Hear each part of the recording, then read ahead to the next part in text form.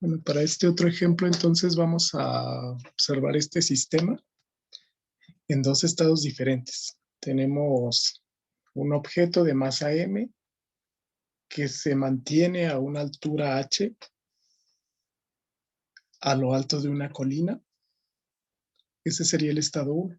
El estado 2, digamos que este objeto se empuja para que ruede debajo de la colina. Si ese objeto tiene una masa m, vamos a hacerlo más grande. Si ese objeto tiene una masa m, aquí contiene cierta cantidad de energía potencial. Si nosotros tenemos una altura de referencia h1, que puede ser 0, h2, que es la altura que alcanza este objeto, el cambio de altura que tiene ese objeto sería h2 menos h1. En este momento se ejerce una fuerza de gravedad que precisamente es parte de la energía potencial de ese objeto. En realidad la energía potencial, expresada como un cambio, podría ser la masa del objeto por la gravedad, por la altura. Lo vamos a poner como delta H, por delta de altura, donde delta H es H2 menos H1. Entonces, en este objeto, aquí se está manifestando energía potencial. Digamos que este es el estado 1.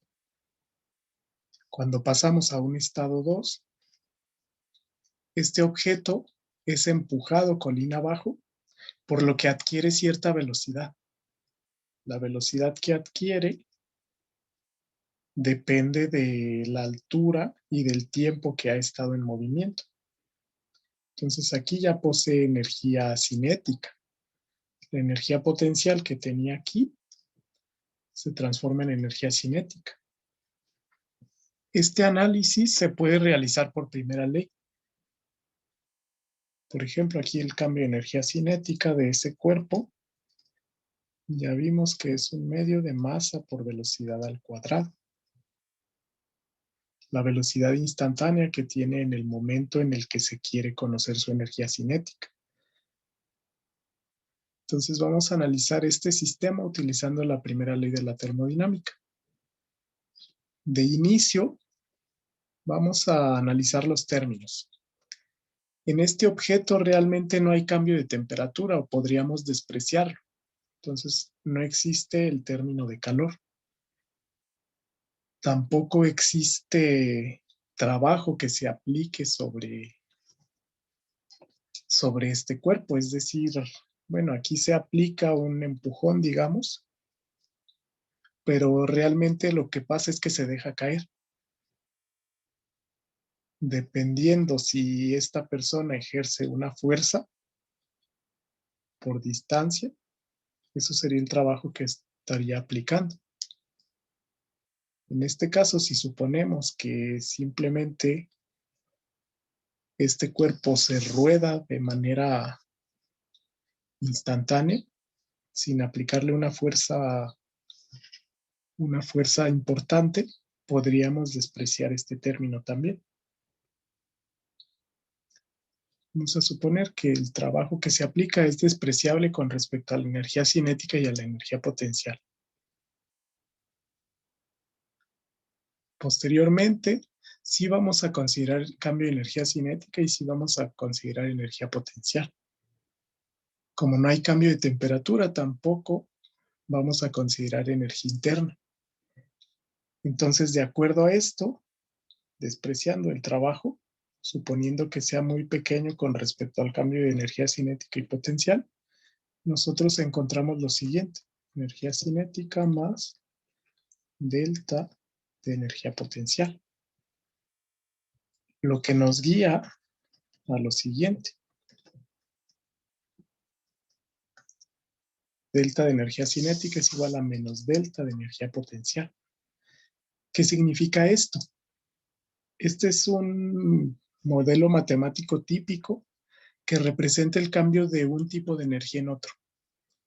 Esto significa que la cantidad de energía cinética que posee el cuerpo se puede transformar en energía potencial y viceversa. Aquí es obvio que cuando estamos acá arriba, la cantidad de energía potencial se va a transformar en energía cinética cuando este cuerpo comienza a moverse. De tal modo que cuando este cuerpo alcance, digamos hasta acá, una energía cinética final, va a ser exactamente igual que la energía potencial que poseía este cuerpo acá, a la altura máxima. Entonces, por medio de este análisis, nosotros podríamos generar una ecuación. El cambio de energía cinética sería 1/2 de la masa por la velocidad al cuadrado.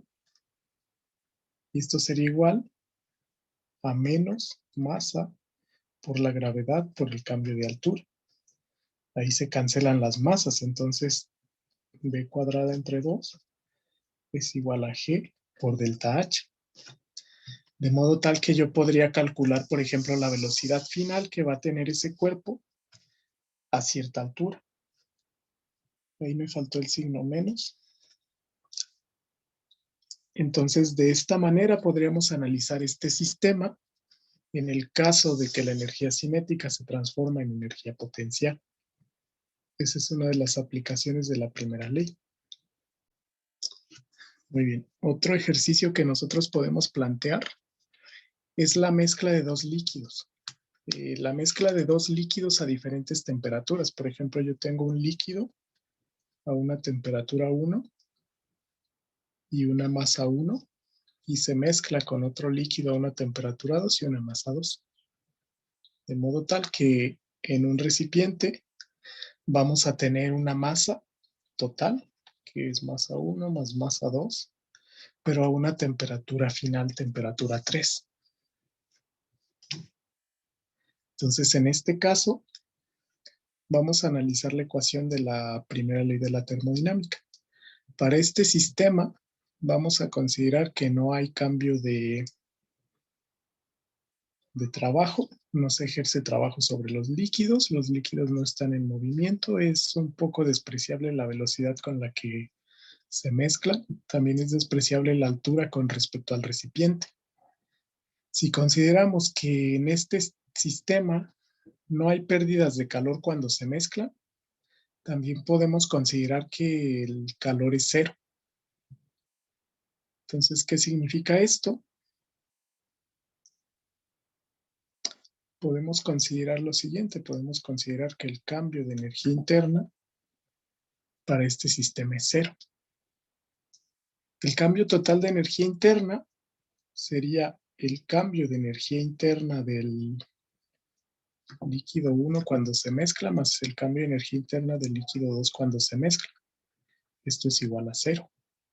Entonces lo que nos dice es que el cambio de energía interna que sufre la primera masa del líquido es igual a menos el cambio de energía interna que sufre la segunda masa del líquido. Básicamente el cambio de temperatura que sufre uno está relacionado con el que sufre la otra masa del objeto. Entonces, de acuerdo a esto, yo puedo hacer M por capacidad calorífica del objeto 1 por delta T1, y esto sería igual a menos M por capacidad calorífica del líquido 2 por delta T2. Y esta delta T1 sería la temperatura final 3 menos la temperatura 1. Y esta delta T2 sería la temperatura final 3 menos la temperatura de ese líquido 2. Entonces, por medio de esta relación que dedujimos de la primera ley de la termodinámica, nosotros podríamos deducir la temperatura final cuando se mezclan dos o más objetos. Ese es otro uso de la primera ley de la termodinámica.